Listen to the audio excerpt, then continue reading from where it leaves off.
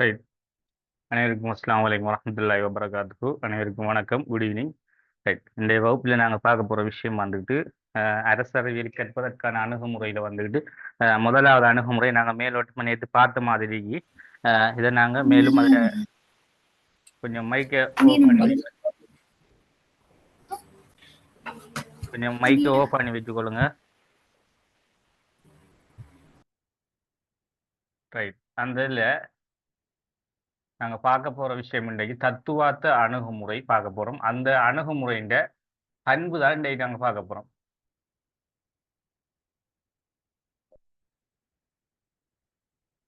தத்துவார்த்த அணுகுமுறையின் பண்புகள். இப்போ பொதுவாக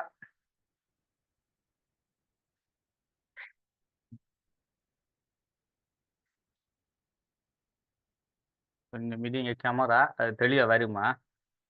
ரைட். கொஞ்சம் நேர்த்தியில் கிளியர் ஆகிடும். ரைட். இப்போ இந்த தத்துவார்த்த அணுகுமுறைன்ட்டு வந்துட்டு பண்புகள் தான் நாங்கள் இன்றைக்கு பார்க்க போகிறோம். இல்லை பண்புகள் சொல்லக்குள்ள நாங்கள் பொதுவாக எங்களுக்கு தெரியும் தத்துவார்த்தம் என்பது அதுக்கு பல பெயர்கள் சொல்கிறாங்க. மெய்யியல் அணுகுமுறை, அதே போல் லட்சியவாத அணுகுமுறைன்னு சொல்கிறது, அதே போல் தத்துவார்த்த அணுகுமுறைன்னு சொல்லுவோம். இப்போ 4 பெயர்களை கொண்டு அதை சொல்கிறோம் நாங்கள். அதில் இந்த அதே போல மெய்யியல்ண்டா அத உண்மைத்தன்மை கொண்டதும் அதே பேரும் கொடுக்கலாம். உண்மைத்தன்மை, தத்துவாதம், இலட்சியவாதம் என்று 4 பேர்களை கொடுக்கலாம்.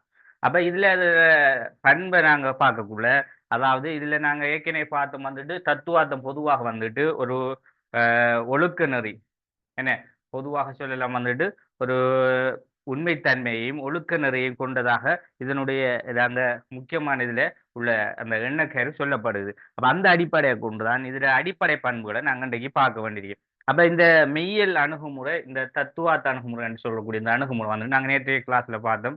இது வந்துகிட்டு அஹ், ஆரம்ப காலத்திலிருந்து உருவாக்கப்பட்ட ஒரு அணுகுமுறை என்று சொல்லப்பட்டது. அதாவது மரபு ரீதியான அணுகுமுறை என்று சொல்லுவாங்க இதை. அப்ப இந்த அணுகுமுறை வந்துகிட்டு ஆரம்ப காலத்தில், அதாவது அரசறிவியல் பாடப்படிப்பு உருவாக்கப்பட்ட காலத்திலிருந்து இது இன்று வரைக்கும் நாங்க அதை நாங்க இப்ப 2025ல கூட இந்த அணுகுமுறை நாங்க படிக்க காரணம் என்னன்னா, இது கொஞ்சம் அந்த மரபு ரீதியான அணுகுமுறையில ஒரு கொஞ்சம் ஒரு முக்கியத்துவம் கொடுக்கக்கூடிய ஒரு அணுகுமுறையாக இருக்கு. அதாவது இந்த நாங்க ஏனைய அணுகுமுறைகளை விட இப்ப மரபு ரீதியான அணுகுமுறையிலே கூட 5 அணுகுமுறை இருக்கு. அதுலேயும் சில கொஞ்சம் ஸ்பெஷலா சொல்லக்கூடிய அணுகுமுறை தான் இந்த தத்துவார்த்த அணுகுமுறையும், அதே போல 2வதாக சொல்லப்படக்கூடியது ஒப்பீட்டு அணுகுமுறை. இது 2ம் தான் இந்த மரபு ரீதியான அணுகுமுறையில முக்கியத்துவம் கொடுக்கக்கூடிய ஒரு அணுகுமுறை. இப்ப இதற்கு அடுத்தபடியாக இருக்கின்றது தான் நவீனத்துவமான அணுகுமுறைகள். அப்ப அதை நாங்க இதை முடிச்சுட்டு அதை பார்ப்போம். சரியா? கொஞ்சம் முடுங்க. இந்த வலிப்பு போடலையா?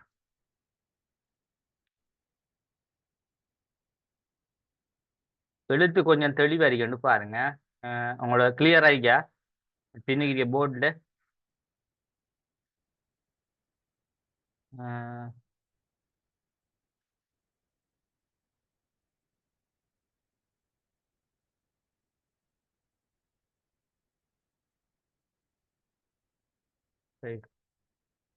இந்த கேமரா கொஞ்சம் பின்னுக்கு இப்போ எழுத்து விளங்குதானே?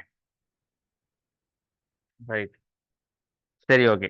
அப்ப அந்த அடிப்படையில நாங்க என்ன செய்யலாம்னா இந்த தத்துவார்த்த அடிப்படை இந்த அணுகுமுறை பற்றி நாங்க விளங்கிக் கொள்றோம். இப்ப இந்த தத்துவார்த்த அணுகுமுறை பொதுவாக நாங்க இதுல ஆரம்ப கர்த்தாக்களாக நாங்க அரிஸ்டோட்டில், பிளேட்டோ அவர்களுடைய காலத்தில் இவர்கள் இந்த தத்துவார்த்த அணுகுமுறையை ஒரு முன்னோடிகளாக இதை உருவாக்கியவர்கள்னு சொல்லல நாங்க. அப்ப இவர்கள் இத முக்கியத்துவம் கொடுத்து இத பற்றி ஒரு ஒரு அந்த நேரங்கள் ஒரு சிந்தனையை உருவாக்கி என்ன செஞ்சாங்க, இந்த தத்துவார்த்த அணுகுமுறையை கொண்டு நிறைய விஷயங்கள பகுப்பாய்வு செஞ்சாங்க அரசியல்ல. அதுல அரசியல்ல உள்ள ஒரு உண்மைத்தன்மையையும், அதே போல நாங்க இங்கே சொல்லக்கூடிய அந்த உயர்ந்த கோட்பாடு, உண்மை அறம், ஒழுக்கம் போன்ற விடயங்களை இதனூடாக ஆராயப்பட்டதுன்றது சொல்லப்படுது.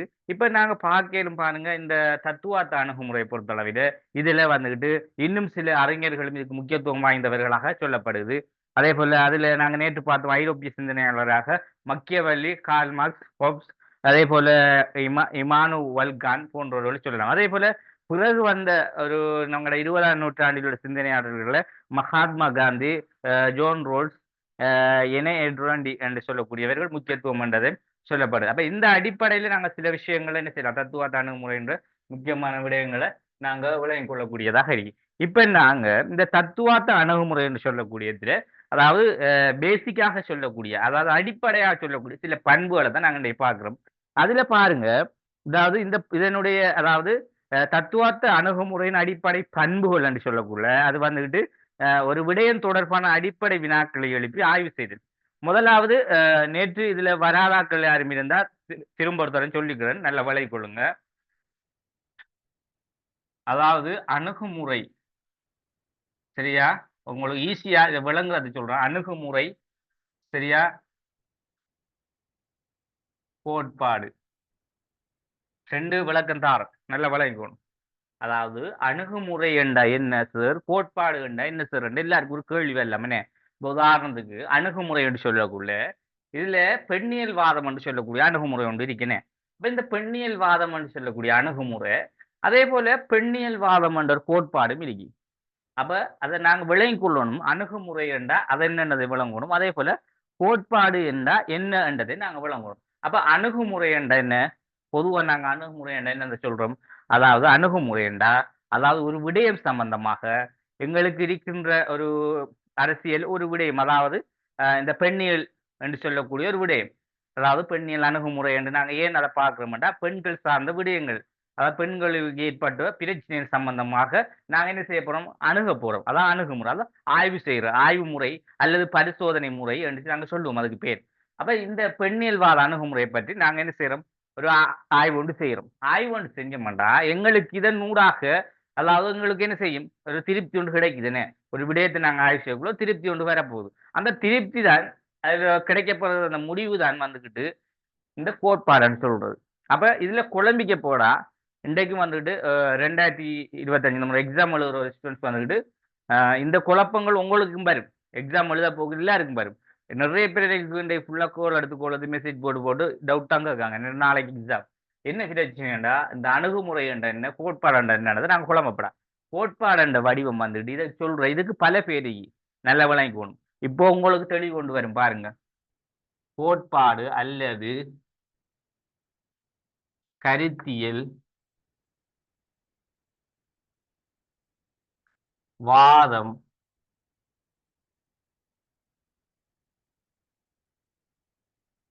எண்ணக்கரு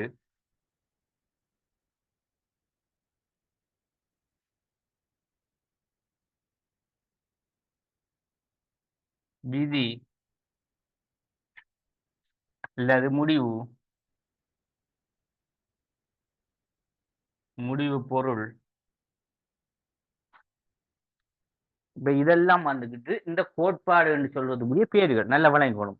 கோட்பாடு, கருத்தியல், வாதம், எண்ணக்கரு, விதி, முடிவு பொருள்னா எதனூடாக? இந்த அணுகுமுறை ஊடாக கிடைக்கப்பட்டது.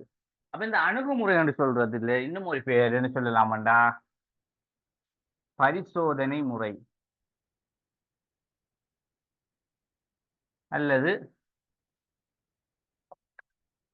ஆய்வு முறை அல்லது ஆய்வு பகுதி என்னமோ சொல்லலாம். அதாவது ஆய்வு சார்ந்த விடயங்களை சொல்லலாம்.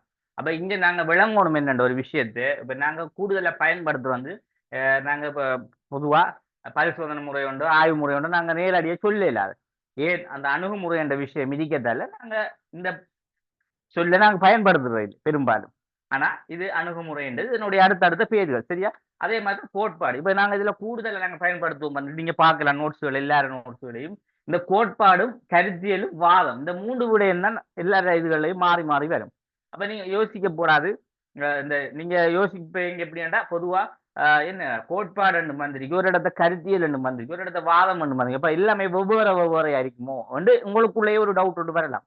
அப்ப அதால நாங்க விளங்கி கொடுமை என்னன்னா, முதலாவது நாங்க பொலிட்டிக்கல் சயின்ஸ்ல அணுகுமுறை முதல் படிக்கிறதுக்கு முதல் அணுகுமுறை என்ற என்ன, அணுகுமுறையினூடாக பெறப்படுகின்ற கோட்பாடு என்று சொல்ற விஷயம் என்ன, இந்த கோட்பாடு கருத்தியல் என்றதை நாங்க 2வது அலகுல பார்க்க போறோமே. கருத்தியல் என்று சொல்றதுல இதுல வரப்போகுது. அதே போல இன்னும் நாங்க தெளிவா வந்துட்டு 5வது யூனிட் படிக்கக்குள்ளதான் அரசியல் கருத்தியல் என்று தனி ஒரு பாடமாகவே இருக்கு. அப்ப இன்னும் எங்களுக்கு ஒரு தெளிவான ஒரு முடிவு கிடைக்கும், சரியா? அப்ப நாங்க இப்ப உதாரணத்துக்கு பெண்ணியல் அணுகுமுறை என்ற அந்த பெண்ணியல் என்று சொல்லக்கூடிய விடயத்தை பற்றி நாங்க ஆராய்கின்ற ஒரு பகுதியா அந்த பெண்ணியல் அணுகுமுறை. அந்த பெண்ணியல் அணுகுமுறை ஊடாக எங்களுக்கு கிடைக்கப்பெற்ற ஒரு முடிவு தான் பெண்ணியல்வாத கோட்பாடு, பெண்ணியல்வாத கருத்தியல், பெண்ணியல்வாதம் என்று சொல்றது. நாங்க இதையும் சொல்லிக்கிறேன். அப்ப இதால நீங்க முதலாவது அணுகுமுறை நாங்க படிக்கிறாங்க. அணுகுமுறை விஷயம் என்னன்றதை நீங்க அறிஞ்சு கொள்ளணும், சரியா? ரைட். இப்ப எல்லாரும் கிளியர் தானே? இப்ப இதெல்லாம் வந்துட்டு சேர்மார் வந்துட்டு உங்களுக்கு கொஞ்சம் ஸ்கூல் மட்டத்திலையும் கூட அந்த அளவுக்கு நீங்க உங்களுக்கு தெளிவா சொல்லித் தர மாட்டாங்க. ஏன் சொல்லித் தர மாட்டாங்க? நீங்க கேட்டாலே தவிர மற்றபடி சொல்லித் தர மாட்டாங்க. அப்ப டவுட் இருக்காக்கள் அவர்ட்ட கேட்டதான் சொல்லித் தருவாங்க. இப்ப நாங்க ஏனென்றா எங்கட பிள்ளைகளுக்கு முதல் விளங்கி இருக்காது என்றது எங்களுக்கு தெரியும். பொதுவாக அணுகுமுறை என்றா எங்க திடீரென்று அணுகுமுறையை நாங்க படிக்கும் அணுகுமுறை என்னன்னு தெரியாது. அப்ப அது சம்பந்தமா தான் நாங்க இந்த விஷயத்த முன்கூட்டியே உங்களுக்கு சொல்லிக்கிறோம். சரியா? இப்ப இந்த அடிப்படையில நாங்க என்ன செய்றோம்? இதை விளங்கிக் கொள்றோம். ரைட். அடுத்தது பாருங்க இதுல. இப்ப நாங்க இன்னைக்கு பார்க்கிற வந்துட்டு நேத்து எல்லாம் பார்த்து வந்துட்டு தத்துவார்த்த அணுகுமுறையை பற்றி பார்த்திருந்தோம். அதுல அந்த தத்துவார்த்த அணுகுமுறைன்ற இப்ப நாங்க பார்க்கிற பகுதி அந்த அடிப்படை பண்பு. அப்ப இதுல வந்துகிட்டு ஒரு அணுகுமுறை என்பது ஒரு தத்துவார்த்தம் என்பது ஒரு அரசியல்ல உள்ள ஒரு முக்கியமான விடயங்கள். அது தத்துவார்த்தம்னா மெய்யியல்னு சொல்றேன். அப்ப இந்த அரசியல்ல உள்ள உண்மைத்தன்மையும், ஒழுக்க விழுமியம், ஒழுக்க நெறி, அதாவது உயர்ந்த கோட்பாடுகளை பற்றிய ஒரு முடிவை நாங்க எடுக்கணும்டா இந்த தத்துவார்த்த அணுகுமுறையினூடாக நாங்க என்ன செய்யணும்? ஆய்வு செய்யணும். அப்ப இதனூடாகத்தான் எங்களுக்கு என்ன செய்ய போகுது? ஒரு நல்ல ஒரு முடிவு ஒன்று கிடைக்கும். அப்ப இதனூடாக நாங்க அரசியல் சில விடயங்களை அப்ப அரசியல் என்ற விஷயம் வந்துட்டு ஒழுக்கம் நிறைந்தது, என்ன உண்மைத்தன்மை வாய்ந்தது. அப்ப அதே போல உயர்ந்த தன்மை உடையது என்றதெல்லாம் நாங்க விளங்கிக் கொள்ளலாம். அப்ப அதாலதான் நாங்க இந்த அணுகுமுறை என்றதுதான் முதல் முக்கியம். அதைத்தான் நாங்க முதலாவது யூனிட்லேயே நாங்க அணுகுமுறையை படிக்க மாட்டோம். இந்த அணுகுமுறையை கொண்டுதான் ஏனைய கோட்பாடுகள் இந்த சொல்லக்கூடிய அந்த கோட்பாடுன்னா அந்த கோட்பாடுன்றது வாதம் எண்ணக்கரு எல்லாம் ஒரே பேர் தான். அந்த ஏனைய கோட்பாடு அறிக்கலாம் அல்லது அந்த வாதம் என்று சொல்ற விஷயம் அறிக்கலாம் எல்லாமே இதன் மூலம் கிடைக்கப்பட்ட முடிவுதான் அது. சரியா? ஏன்னா நான் இப்ப வாதம் ஆண்டு போட்டு செல்லுவது கோட்பாடுன்னு சொல்லுவாங்க ஆனா வேற வேற என்று விட்டு குழம்பிக்கப்படா. எல்லாம் ஒரே விஷயம் தான். நான் சில டைம்ல கோட்பாடுன்னு சொல்லலாம், வாதம்னு சொல்லலாம், கருத்தியல்னு சொல்லலாம், எண்ணக்கருன்னு சொல்லலாம். சரி, அதுக்காக நீங்க குழம்பிக்க தேவையில்லை. ரைட். இப்ப இந்த அடிப்படையில தான் நாங்க தத்துவார்த்த அணுகுமுறை அடிப்படை பண்புகளை இங்க சொல்றாங்க. இதுல நாங்க பார்க்கலாம் பிள்ளைகள், நீங்க வந்துட்டு ஒரு விடயம் தொடர்பான அடிப்படை வாத வினாக்களை எழுப்பி அதனை ஆய்வு செய்து அப்ப எங்களுக்கு ஒரு அடிப்படை வாதம் இப்ப தத்துவார்த்தத்தை பொறுத்தளவிலே ஆரம்பத்திலே இருந்து பொதுவாக உருவாக்கப்பட்ட அணுகுமுறை தான் தத்துவார்த்த அணுகுமுறைன்னு சொல்றாங்க. இப்ப இதன் ஊடாக எங்களுக்குண்டு பொதுவா பார்க்கலாம் பேசிக்காவே இந்த தத்துவார்த்த அணுகுமுறையில எங்களுக்கு கிளியர் இல்ல சில விஷயங்கள் இருக்கு. அப்ப ஏன் நாங்க சொல்றோம்டா அதை அந்த அணுகுமுறையை கொண்டுதான் நாங்க அதுக்கு முடிவு ஒன்று எடுக்கலாம். என்றதால சில உதாரணங்களை தந்து இந்த அடிப்படை பண்புகளை பற்றி என்ன செய்யுங்க ஆய்வு செய்யுங்கன்னு சொல்றாங்க. அதுல முதலாவது ஒரு விடயம் தொடர்பான அடிப்படை வினாக்களை எழுப்பி அதை ஆய்வு செய்தேன். அப்ப உங்களுக்கு ஒரு விடயம் சம்பந்தமாக நாங்க என்ன செய்ய போறோம்? ஒரு ஆய்வு ஒன்றை மேற்கொள்ள போறோம். அதுல அடிப்படை விடயத்தை பத்தி நாங்க அறிகிறதுக்காக. சரியா? அதுல பார்க்கலாம் நாங்க. இதுல முதலாவது விஷயம் வந்துட்டு ஒரு விடயம் தொடர்பாக அடிப்படை வினாக்களை எழுப்பி அதனை ஆய்வு செய்யறது. முதலாவது அது என்ன விஷயம்டா அரசியல் என்பது யாது? இப்ப 3 விடயங்களை சொல்றாங்க. ஒன்று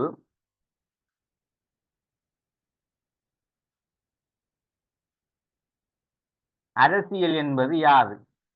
2வது வினா எழும்புது அரசியல் என்பது யாது? அதன் நோக்கம். அதாவது அரசியல் என்பது யாது? அதன் நோக்கம் யாது? நோக்கம் அல்லது என்ன? இது 2வது வினா. அதே போல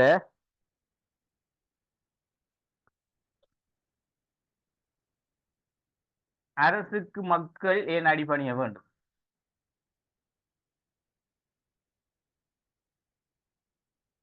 ஏன் நாங்க இந்த 3 வினாக்களை வெளிப்பிரிக்க மாட்டா? அரசியல் என்பது முதலாவது எங்களுக்குள்ள இருக்கின்ற ஒரு கேள்விதான். ஏன் அரசியல் என்பது யாது? முதலாவது கேள்வி என்ன? 2வது வந்துகிட்டு அரசியல் என்பது அதன் நோக்கம் வந்துகிட்டு நோக்கம் என்ன? எந்த நோக்கத்துக்காக உள்ளது அல்லது என்ன நோக்கம்? என்ன நோக்கத்துக்காக உள்ளது? என்ன நோக்கம் என்ன? என்று கேட்கிறது. 3வது வந்துகிட்டு கேள்வி வந்துட்டு என்ன? அரசுக்கு ஏன் மக்கள் அடிபணிய வேண்டும்? இது ஒரு அடிப்படையாக எல்லாருக்கும் இருக்கிற ஒரு கேள்வி. இப்ப நீங்களும் அரசியல் படிக்கிற மாணவர் என்ற வகையிலே நாங்க ஏன் அரசியலை படிக்கும்? நாங்க ஏன் அரசியலுக்கு உள்வாங்கப்பட்டிருக்கோம்? நான் எங்களை தொடர்ந்து எங்களை முழு சுற்றி அரசியல் தொடர்ந்து எங்களை என்ன ஒரு ஓட் பண்ணி கொண்டிருக்கி. அதே போல நாங்களும் அதோட பிரிய இயலாத வகையில் நாங்களும் அதோட இணைந்த மாதிரி தான் இருக்கோம். ஏன் இந்த அரசியலை தொடர்ந்து நாங்க அதுக்குள்ளே இருக்க வேண்டியிருக்கு? ஏன் அதுல பேசிக் அடிப்படை நிலைமை என்ன? அடிப்படை விடயம் என்ன என்று எங்களுக்குள்ள ஒரு கேள்வி கொண்டு வரும். அந்த விடயத்தை தான் சொல்றாங்க அரசியல் என்பது முதலாவது யாருன்றதை நாங்க என்ன ஒரு கேள்வியா வழங்கணும். 2வது இந்த அரசியல் அதன் நோக்கம் என்ன? அப்ப அரசியல் என்பது யாரு? அதோட நோக்கம் என்ன? என்ன நோக்கத்துக்காக அது நாங்க தெரியணும் என்றது. அதே போல அரசுக்கு மக்கள் ஏன் அடிபணிய வேண்டும். அப்ப இது எங்களுக்குள்ள இருக்கின்ற ஒரு பேசிக்கான ஒரு பிரச்சனை என்ன. அப்ப அரசுக்கு கடை சஞ்சல்படுது என்ன, அரசுக்கு மக்கள் அடிபணிய வேண்டும் சொல்றாங்களாம். ஏன் அந்த அரசுக்கு மக்கள் அடிபணிய வேண்டும். அப்ப இந்த 3 வினா இது வந்துகிட்டு சாதாரணமாக ஒரு விடயம் சம்பந்தமாக நாங்க ஒரு கேள்வியை எழுப்புறது. இது ஒரு கேள்வி. இப்ப அடுத்து சொல்றாங்க இப்ப ஏண்டா தத்துவியலாளர்கள் உலகை விளங்கிக் கொள்வதற்கு நாங்கள் பயன்படுத்தப்படும் எண்ணக்கருவின் விளக்கத்தினை உறுதிப்படுத்திக் கொள்ள விசேட ஈடுபாட்டினை காட்டு. அப்ப இவங்க என்ன செய்யறாங்கடா, இந்த நாங்க சொல்றோமே இந்த 3 வினாக்கள் இது வந்துட்டு ஒரு வினாக்கள் மாதிரி நாங்க எழுப்புறோம். எங்களுக்கு அடிப்படை பண்புகளை பத்தி நாங்க அறிவுறதுக்கு ஒரு வினா சில 3 கேள்விகளை நாங்க எழுப்புறோம் அரசு சம்பந்தமா அரசியல் சம்பந்தமா. அப்ப எழுப்பினோன்னு அதுக்கு நாங்க சில விடைகள் எங்களுக்கு கிடைக்குது என்னண்டா அதனூடாக நாங்க எழுப்பின கேள்விக்கு எங்களுக்கு கிடைக்கப்பட்ட விடை. அப்ப அந்த எழுப்பின கேள்விதான் இங்க சொல்லுகின்ற அந்த அணுகுமுறை என்று சொல்லக்கூடிய விடை. அப்ப இந்த அணுகுமுறை என்று சொல்லக்கூடிய விடயத்தினூடாக நாங்க இந்த கேள்வியை கொண்டுதான் நாங்க என்ன செய்யறோம், ஆய்வு செய்யறோம். ஆய்வு செஞ்சதுல எங்களுக்கு கிடைக்கப்பட்ட முடிவு என்னன்னு பார்த்தா விசேட ஈடுபாட்டினை காட்டி இதுல நாங்க நீதி கிடைச்சிக்கு, நியாயம் கிடைச்சிக்கு, சமத்துவம் கிடைச்சிக்கு, சுதந்திரம் கிடைச்சி. அப்ப இந்த விடயங்களை உரிமைகள் போன்ற அரசவையில் அடிப்படை எண்ண கருவிகளை நாங்க என்ன செஞ்சோம், ஆழமாக தேடினோம். அப்ப இதனூடாக இந்த 3 விடயங்களை கொண்டு நாங்க என்ன செய்யறோம்டா இவங்க சொல்லப்படுது என்ன, தத்துவவியலாளர்கள் உலகை விளங்கிக் கொள்வதற்கு நாங்கள் பயன்படுத்தப்படும் எண்ணக்கருவி விளக்கத்தை உறுதிப்படுத்திக் கொள்ள விசேட ஈடுபாட்டினை காட்டினாங்க. அப்ப என்ன செய்யறாங்க, முக்கியத்துவத்தை கொடுத்து இதுல இந்த சொன்னப்பட கேள்வி இந்த 3 விடயங்களை கொண்டு அரசியல் என்பது என்ன, அரசியலின் நோக்கம் என்ன, அரசுக்கு மக்களே என்னாடி போய் இதனூடாக இது 3ஐயும் வச்சு இந்த கேள்வி 3ஐயும் வச்சு இதுக்கு 3க்கும் 4 வகையான என்ன விடையை கொடுக்காங்க, கருத்தை கொடுக்காங்க. நீதி கிடைக்கும் இதனூடாக ஏதாவது நீதி என்ற விஷயம், நியாயம் என்ற விஷயம், சமத்துவம், சுதந்திரம் இந்த 4 விஷயத்தையும் கொண்ட ஏதாவது இந்த கேள்விக்குரிய முடிவு ஒன்று இருக்குமா, விடை ஒன்று இந்த விடை வந்துட்டு இந்த 4 கேள்விக்கும் பொருத்தமான ஒரு முடிவாக அமையுமா என்று என்ன செய்யறாங்க கொடுக்காங்க. கொடுத்தோன்னே இந்த உரிமைகள் போன்ற அரசியல் அடிப்படை எண்ணெய் கருவிகளை இந்த இது இப்ப நாங்க சொன்ன விஷயம் அவ்வளவு உரிமைகள் என்று சொல்லக்கூடிய அடிப்படை எண்ணெய் கரு. இப்ப உரிமைக்கு பொதுவான நாங்க வரைவிலக்கணம் சொல்றோம், பொதுவா எல்லாரும் சொல்லுவாங்க என்ன கருவண்டா முதலாவது ஒரு மனிதனுக்கு ஒரு உரிமை என்னத்துக்காக கிடைக்கணும், நீதிக்கான உரிமை என்ன, நியாயத்துக்கானது, சமத்துவத்துக்கான, சுதந்திரத்துக்கான உரிமை. இந்த அடிப்படை விஷயத்தை கொண்டுதான் நாங்க என்ன செய்வோம் இந்த கருத்தை வலியுறுத்திக்கிறோம். அப்ப அந்த அடிப்படையில இதுல வந்துட்டு என்ன விடயம் வேண்டா சொல்லப்படுது, இந்த இலட்சியவாத அணுகுமுறை அரசியலின் இலட்சிய நோக்கத்தின் மீது காட்டும் அதிக ஈடுபாடு. அப்ப இந்த நோக்கம் என்ன, இந்த தத்துவாத அணுகுமுறையோட நோக்கம் என்னண்டா கூடுதலாக ஒரு லட்சியம், அதாவது அரசியல்ல வந்துட்டு ஒழுக்கம் உயர்ந்த கோட்பாடு ஒரு லட்சியத்தை அடைந்து கொள்ள வேண்டும் என்ற ஒரு நோக்கத்துக்காகத்தான் இந்த கேள்விகளை எழுப்பி சில முடிவுகளையும் கொண்டு என்ன செஞ்சாங்க இந்த தத்துவார்த்த அணுகுமுறையை முக்கியத்துவப்படுத்தினாங்க. அப்ப அதாலதான் உலகில் ஏற்படும் விடயங்கள் குறித்து எம்மிடம் நல்ல விஷயம் இருக்கலாம், தீய விடயங்கள் இருக்கலாம், சாதக பாதகங்கள் இருக்கலாம் என்ற வகையில் பெருமானத்தை தீர்மானம் காணுகிறது. இப்ப இந்த நல்ல தீயது சாதகபாதமான விடயங்களுக்கு ஒரு முடிவு கொண்ட நாங்க இவ்வாறான கேள்வியை எழுப்பி இந்த கேள்விக்குரிய இவ்வாறான பதில்களை கொண்டு நாங்க ஒரு முடிவு எடுக்கலாம் என்று இங்க தீர்மானம் கொண்டு எடுக்கலாம். இதைத்தான் சொல்றாங்க இந்த தத்துவார்த்த அணுகுமுறைன்ற ஒரு அடிப்படை ரீதியான பண்பு, அடிப்படை பேசிக் இருக்கின்ற சில விடயங்கள். அப்ப அதை கொண்டு நாங்க என்ன செய்யலாம், இதுக்கு நாங்க விளங்கிக் கொள்ளலாம். இப்ப உதாரணத்துக்கு சொல்றாங்க, இப்ப கடும் குற்றம் இழைத்த ஒருவனுக்கு மரண தண்டனை கட்டாயமாக்க வேணும். இது வந்துட்டு சமுதாயத்தில் நடக்கின்ற ஒரு பிரச்சனை என்ன, இப்ப குற்றம் இழைத்தவருக்கு பொதுவா என்ன விடயம், எல்லாரும் குற்றவாளி யாரா இருந்தாலும் தண்டனை கொடுக்கத்தானே வேணும். அது எல்லாரும் ஏற்றுக்கொள்ளக்கூடிய எல்லாரையும் ஒத்த கோட்பாடு என்ன. அப்ப இங்க இந்த செல்வத்தை நாங்க எல்லாரும் ஏற்றுக்கொள்றோம். என்னது இதுக்கு சொல்றாங்க எப்படின்னா இந்த விடயம் தொடர்பில நன்மை தீமை சாதகம் பாதம் எனும் வகையில் பெருமானங்கள் தொடர்பாக தீர்ப்புகள் காணப்படும். அப்ப இந்த கருத்து நாங்க குற்றவாளி குற்றம் செய்தவருக்கு தண்டனை வழங்கணும்டா இதை நாங்க இதுல நன்மை என்ன இருக்கு, இதுல தீமை இருக்கு, இல்ல பாத சாதம் ஏதாவது இருக்கு எல்லாத்தையும் ஆராய்ச்சியா நாங்க என்ன செய்வோம், இதுக்குரிய தண்டனையை நாங்க கொடுக்க பார்ப்போம் என்ன.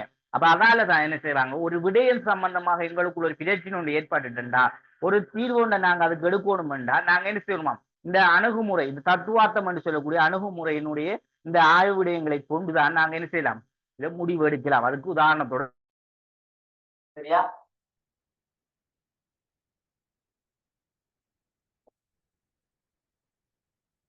ரைட், அடுத்தது நாங்க பார்ப்போம்.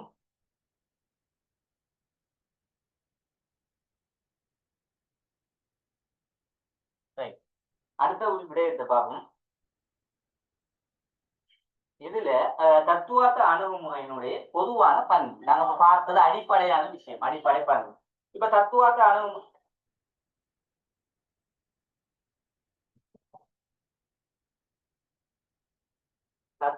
அணுகுமுறையில பண்புகளை நாங்க பார்க்க போறோம். இப்ப பாருங்க, இங்கு பயன்படுத்தப்படும் எண்ணக்கருக்களில் விளக்கமான ஆழமாக ஆய்வு செய்தல். அப்ப இங்க நாங்க பார்க்கலாம் வந்துட்டு இங்கு பயன்படுத்தப்படுகின்ற அந்த அந்த எண்ணக்கருவை பொறுத்தளவில ஒரு விளக்கமாக ஆழமாக ஆய்வு செய்யக்கூடிய விடயம் ஒன்று இங்க கிடைக்கப்படும். முதலாவது பண்பு. சரியா? கொஞ்சம் நீங்க அதான் முடியாது. சரியா? கொஞ்சம் நீங்க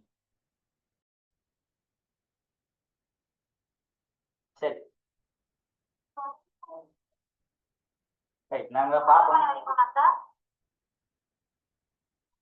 விளங்கல என்ன? ஓகே, நாங்க ஸ்டார்ட் பண்ணுவோம்.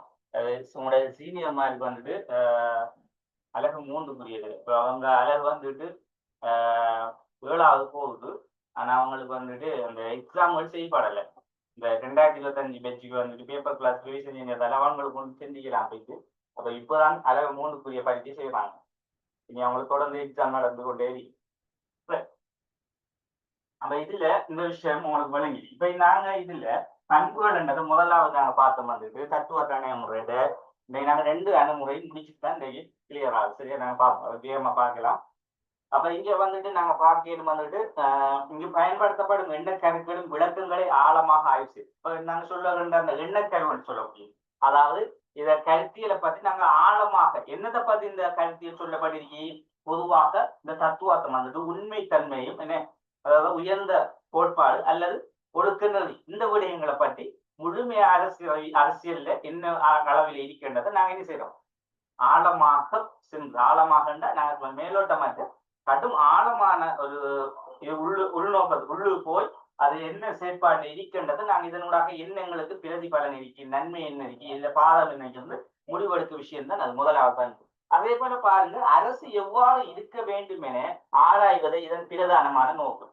அப்ப அரசு என்ற விஷயம் இப்ப முதல்ல நாங்க அரசியல் என்றதை பத்தி பார்த்துருந்தோம். அதே போல அந்த அரசியல்ல இருக்கின்ற அரசு என்பது அது வந்துட்டு எவ்வாறு இருக்க வேண்டும் என்பதை ஆராயும். நாங்க முன்னொரு கேள்வியா பார்த்தோம். என்ன அரசியல் என்பது அதாவது எப்படி இருக்கணும், என்ன நோக்கத்தை உருவாக்க, அதில இருக்கின்ற அரசு என்ற விஷயமும் எவ்வாறு இருக்க வேண்டும் என்பதை ஆராய்ந்து ஒரு நோக்கமாக இருக்கு. அதே போல சொல்றாங்க இங்க, இது மிகவும் பழமை வாய்ந்தான முறை. உண்மையா இது ஒரு பண்பு. ஏன் நாங்க கட்டாயம் பண்புகள் சொல்லக்கூட நாங்க போலீஸ் அந்த பண்பு கொடுக்கணும். கட்டாயம் அந்த அணுகுமுறை வந்துட்டு முதல் நாங்க கொடுக்கக்குள்ளேயே இது ஆரம்பத்தில் உள்ள அணுகுமுறை என்றா பழமை வாய்ந்த அணுகுமுறை என்று கொடுக்கணும். அப்ப அதுலயும் எங்களுக்கு ஒரு நோட்ஸ் வருது. என்ன அதுலயும் ஒரு 200 மார்க்ஸ் கிடைக்கும். அதே சமயம் நவீன அணுகுமுறைன்னு கூட இது நவீனத்துவமான ஒரு அணுகுமுறையாகும் நான் கொடுப்போம். அப்ப உங்களுக்கு நல்ல தெளிவாக இந்த அணுகுமுறை பற்றி விளங்கி இருக்கிறத அவங்க உறுதிப்படுத்துவாங்க. அதே போல பாருங்க பிள்ளைகள், எவ்வாறு இருக்கின்றது என ஆராய்வதற்கு பதிலாக எவ்வாறு இருக்க வேண்டும் என்பதை மாத்திரமே ஆய்வு செய்கின்றது. அப்ப எவ்வாறு இருக்க வேண்டும் என்பதை பற்றி இல்லாம என்ன சொல்றாங்க, அதாவது ஆராய்வதற்கு பதிலாக எவ்வாறு இருக்க வேண்டும், அதாவது அது எப்படி இருக்கணும்னு அவசியம் இல்லை. ஆனா இவங்க சொல்றாங்க அப்படி இப்படித்தான் இருக்கணும், ஒரு உறுதியான ஒரு லட்சியத்தோட அது வரணும். அப்ப இதுல ஏன் நாங்க அந்த லட்சியம் சொல்றோம்டா, நாங்க ஒரு விஷயத்த நாங்க அடையணும்டா அது அடைஞ்சே ஆகும். அது அடையலாம் தானே, உலக அடையலாம், எப்படினாலும் நாளைக்கு அடைஞ்சா சரியா ரெண்டு நாங்க இருக்கப்படாது. அப்ப இந்த அணுகுமுறையோட நோக்கம் என்னன்னா, ஒரு விடய சம்பந்தமாக முழுமையாக அதை உடனே என்ன செய்யணும், நாங்க ஒரு விஷயம் சம்பந்தமாக நாங்க ஆய்வு செஞ்சா அதனுடைய பிரதிபலன் எங்களுக்கு ஒரு வெற்றியா இருக்கணும், ஒரு லட்சியமாக இருக்கணும். அதான் இதுல அடுத்த பயன்பாடு. அதே போல பாருங்க பிள்ளைகள், இதில் அரசு மாத்திரம் கருத்தில் கொள்ளப்படுவதனால் ஏனைய அரசியல் அம்சங்கள் கைவிடப்படுகின்றது. அப்ப இதுல அரசு மாத்திரம் என்ன செய்யுது, கருத்தில் கொள்ளப்படுது. அரசு மாத்திரம் கருத்தில் கொள்ளப்பட காரணம் என்னன்னா ஏனைய அரசியல் அம்சம் கைவிடப்படுது. இப்ப நாம ஒரு விஷயத்த பார்க்கணும், ஒரு அணுகுமுறையை பத்தி சில பண்புகள் சொல்லிட்டு போகக்குள்ள சில நன்மையான பண்புகள் எனக்குள்ள சில நேரங்களில் நாங்க நன்மையா பார்க்கக்குள்ள அதுல சில சில இடத்துல நாங்க நன்மையா பார்ப்போமே. இப்ப இங்க நான் சொன்ன விடயம் ஒன்று பாருங்க, இந்த விடயம் என்ன வருமெண்டா ஒரு தீமையான ஒரு விடயமாக வரப்பாங்க. ஏன் நாங்க சொல்றோம்டா, இங்க சொல்லப்பட்ட பண்பு இதுல முக்கியத்துவமா சொல்லப்பட்ட பண்பு என்னண்டா, இதுல அரசு மாத்திரம். அப்ப அரச மாத்திரம் அரசு எப்படி இருக்கணும், அரசு உயர்தன்மை எப்படி, அதுல லட்சியம் எப்படி இருக்கணும், அதுல ஒழுக்கம் எப்படி இருக்கும்னு நாங்க சொல்றதுனே. அதே மாதிரி அரசியல் இருக்கின்ற வேற விடயங்கள், அப்ப அரசு தவிர்ந்த வேற வேற நிறுவனம் சார்பான சில விடயங்கள் இருக்கு. அதே போல வேற வேற சில எண்ணக்கருக்கள் விடயங்கள் இருக்கு. சரியா? அப்ப அரசியல பொதுவாக நாங்க ஒரு கருத்தியல ஒரு விடயத்தை ஒரு வாதத்தை மட்டும் நாங்க பார்க்கல, நிறைய விஷயம் இருக்கு. அப்ப அரசு சார்ந்ததோட அரசுக்கு அப்பாற்பட்ட சில வெளியான விஷயங்கள் எல்லாம் இருக்கு, பிரஜை சம்பந்தமான விஷயங்கள் இருக்கு. அப்ப இதையெல்லாம் ஏன் சொல்றாங்கன்னா, ஒரு விடயத்தை மட்டும்தான் இதுல பார்க்கப்படுது, என்னது அரசு மட்டும் பார்க்கப்படுது, அரசு சார்ந்த விடயங்கள் மட்டும் பார்க்கப்படுது. அப்ப ஏனைய அரசியல் சார்ந்த சில அம்சங்கள் எல்லாம் புறக்கணிக்கப்படுது. அப்ப இதால என்ன நடக்குதுங்க, நாங்க ஒரு குறைபாடை பார்க்க வேண்டுமா இல்லையா? இது வந்துட்டு குறைபாடு என்ற பகுதியில் இந்த பண்பு என்ன செய்ய போகுது, குறைபாடாக மாறும். குறைபாடு என்று சொல்ற சில பொருட்கள் தடுப்பாங்க. இந்த பண்பு அடிப்படையாக கொண்டுதான், அதாவது இந்த அணுகுமுறையில பண்புகள் என்ன சொல்றதோ அதை கொண்டு நன்மைகள் கொஞ்சம் எடுப்பாங்க, அதை கொண்டு சில தீமைகள் வரும். இப்படிதான் நாங்க அந்த நன்மை தீமைகளை இதுல இருந்து பிரிக்கிறாங்க. ரைட். அதே போல பாருங்க, இங்கு பகுத்தறிவு பயன்படுத்தப்படுவதில்லை. இப்ப பார்க்கலாம் நாங்க இந்த தத்துவார்த்தம் என்று சொல்லக்கூடிய விஷயம், உண்மைத்தன்மையான மெய்யியல் லட்சியம் என்றெல்லாம் சொல்றாங்க. ஏற்க பகுத்தறிவு என்ற விஷயம் பயன்படுத்தப்படுவதில்லை என்றா, பகுத்தறிவு என்ன, நாங்க சிந்திச்சு ஒரு முடிவு விஷயத்தை சொல்றது, எங்களை உள்ளத்துல வார ஒரு விடயம் வந்தா அதை நாங்க வெளியே சொல்லுவோம். ஆனா இங்க இந்த இடத்துல பகுத்தறிவு பயன்படுத்தப்படுவதில்லை சொல்றாங்க. ஏன்? உண்மையாகவே இந்த பகுத்தறிவு என்று சொல்ற விடயம் வந்து பயன்படுத்தப்படாடித்தான் அது உண்மையை நாங்க நிரூபிக்கக்கூடிய மாதிரியுமா இல்லையா? அப்ப அதான் சொல்றாங்க பகுத்தறிவு என்ற விஷயம் இங்க பயன்படுத்தப்படுவதில்லை. கொஞ்சம் இல்லைங்க கொஞ்சம்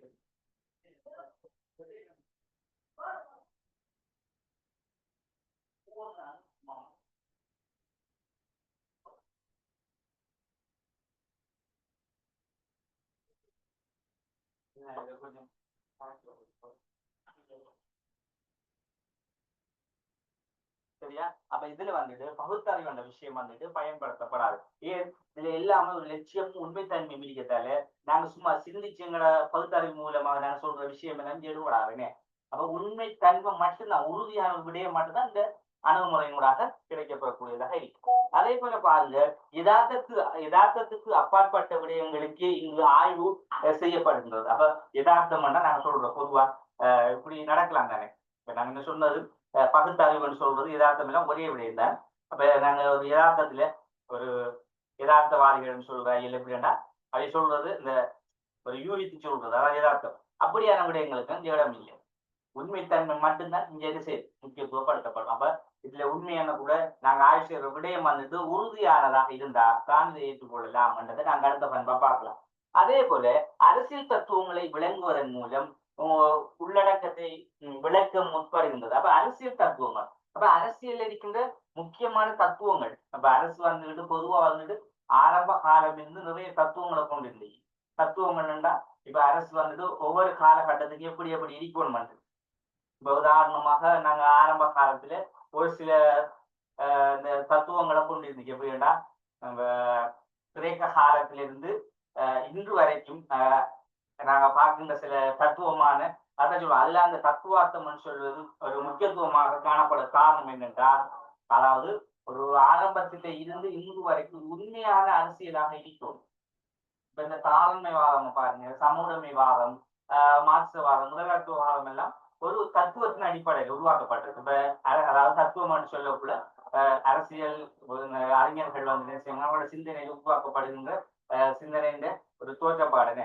அந்த விடயத்தை கொண்டு என்ன செய்வாங்கன்னா, இது நாங்க ஏற்றுக்கொள்ள இல்லாதா என்று சொல்லி அவங்களுக்கு ஒரு கருத்து வரக்குள்ள அதை ஆய்வு செஞ்சு எல்லாம் முடிவாயிட்டோம், ஃபைனல் பண்ணி என்ன செய்வாங்க, இதை எல்லாருக்கும் முன்னால ரைட் இதை நாங்க ஏற்றுக்கொள்ளலாம். அப்ப இது வந்து ஆரம்பத்தில இருந்து ஒரு தத்துவமாக, இப்ப அரசியல் வந்துட்டு அரசு உருவாக்கப்பட்ட காலத்துல இருந்து இதை நாங்க ஒரு தத்துவம், அதுதான் அந்த அரிஸ்டோட்டல் தான் இல்ல முக்கியத்துவமாகவே இந்த தத்துவத்தை அணுகுமுறை பற்றி சொன்னாங்க. ஏன்னா இந்த தத்துவம் என்பது ஒரு உண்மை தன்மையையும் உயர்ந்த கோட்பாடையும் ஒழுக்கத்தையும் கொண்ட ஒரு செயற்பாடாக இருக்கு. அப்ப நாங்க இந்த எங்களோட சிந்தனையில வருகின்ற நாங்க பொதுவாக சரி இதை ஏற்றுக்கொள்ளலாம், எங்களோட பகுத்தறிவில் வந்துச்சுன்னா ரெண்டெல்லாம் முடிவெடுக்கல. அப்ப உண்மைத்தன்மை அதுதான் சொல்லலாம், அரசியல் தத்துவங்களை விளக்குவதன் மூலமே உள்ளடங்குவதை முக்கியத்துவமாக கொண்டதாக நாங்கள் விளைவிக்கொள்ள. அப்ப இந்த அடிப்படை பண்புகள் என்பது இதுல முக்கியத்துவமானதாக இருக்கு. அப்ப இப்ப உங்களுக்கு விளைஞ்சிக்கு தத்துவ அணுகுமுறை பண்புகள் என்னன்றது. அப்ப பொதுவா நாங்க தத்துவார்த்தத்துல மிக முக்கியமான பேஸ் வந்துட்டு என்னன்னா நாங்க அதை வச்சுதான் இந்த பண்புகளை நாங்க எல்லா விதத்திலையும் சொல்லுவோம்.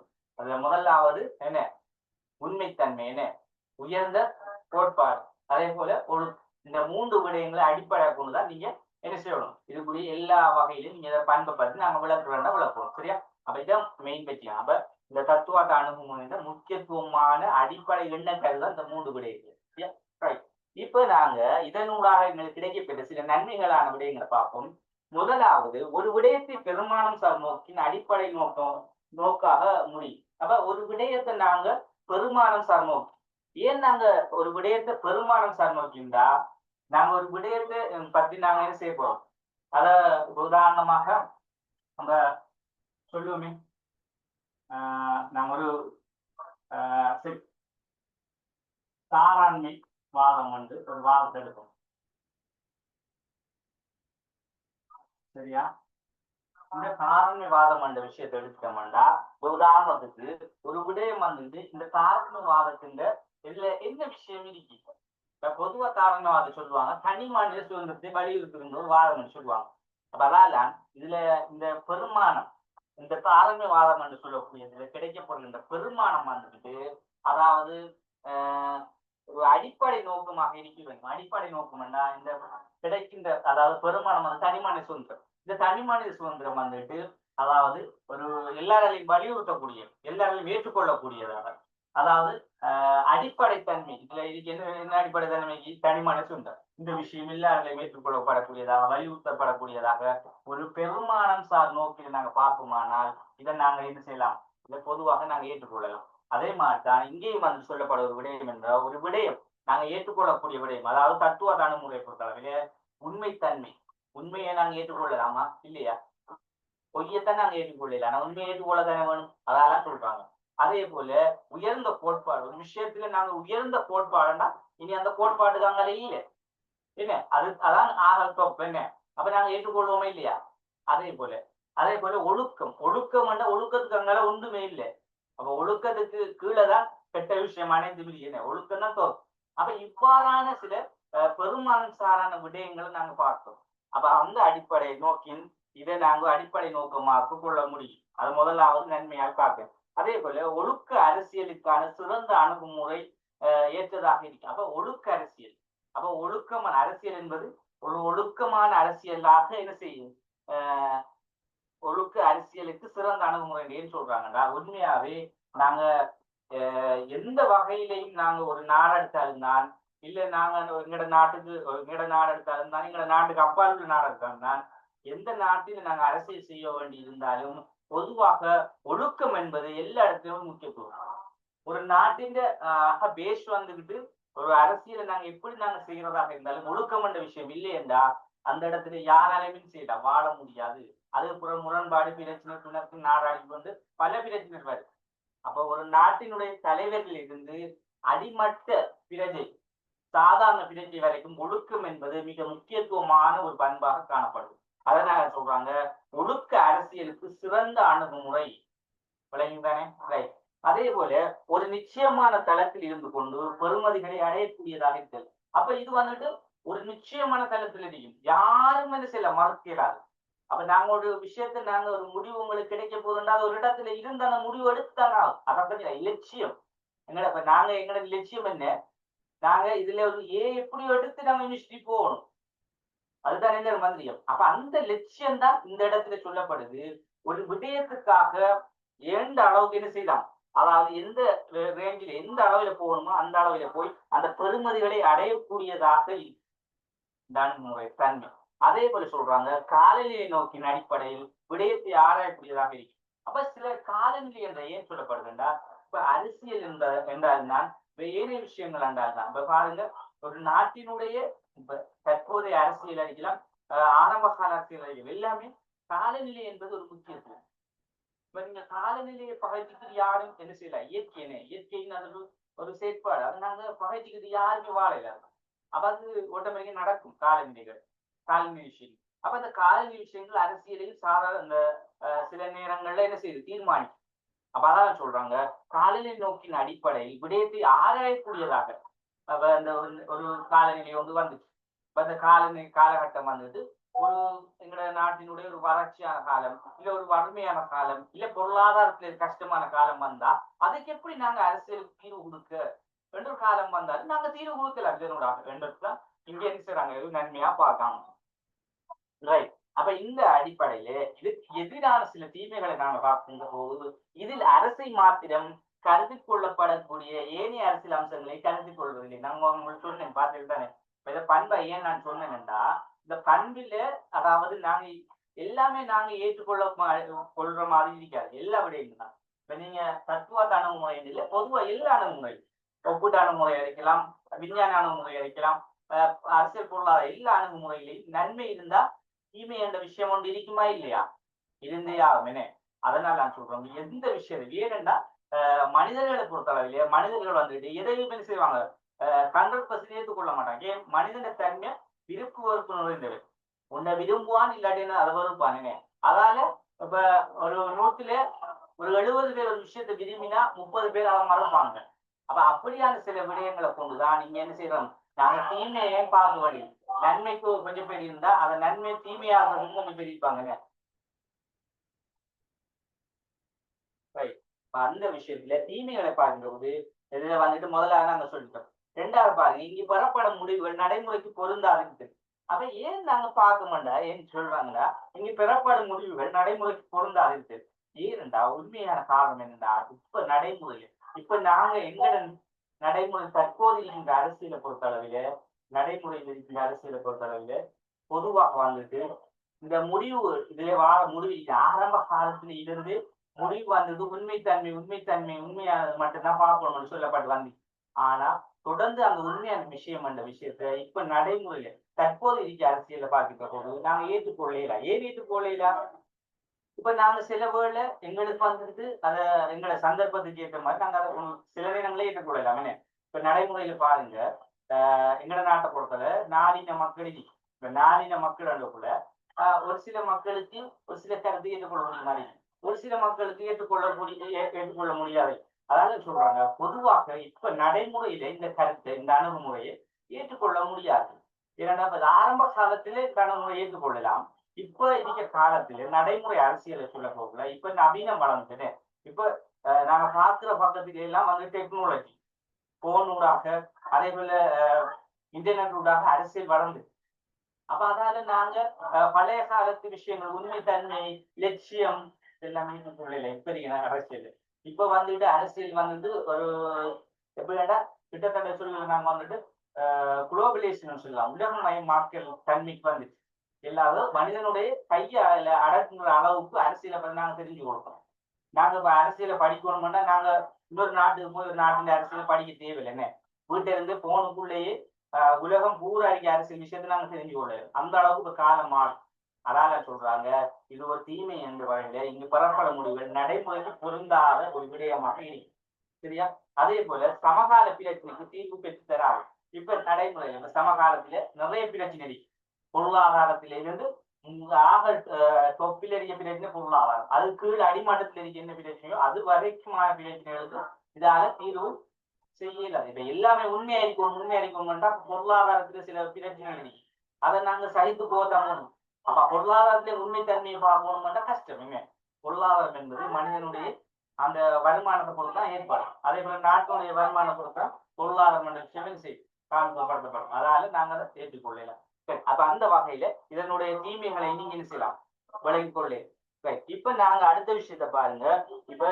இப்ப நாங்க பார்த்த அவ்வளவு தத்துவார்த்த அணுகுமுறை சம்பந்தமான அதனுடைய பண்புகள் அதே போல நன்மை தீமைகளை பார்க்கலாம். ரைட். இன்றைக்கு நாங்க பார்த்த இந்த தத்துவார்த்த அணுகுமுறையில நன்மை தீமை அறிக்கலாம், அதே போல இதுல பண்பு விஷயம் அறிக்கலாம், தத்துவார்த்த அணுகுமுறை அடிப்படை விடயங்கள் அறிக்கலாம், எல்லாத்தையும் நாங்க பார்த்தோம்.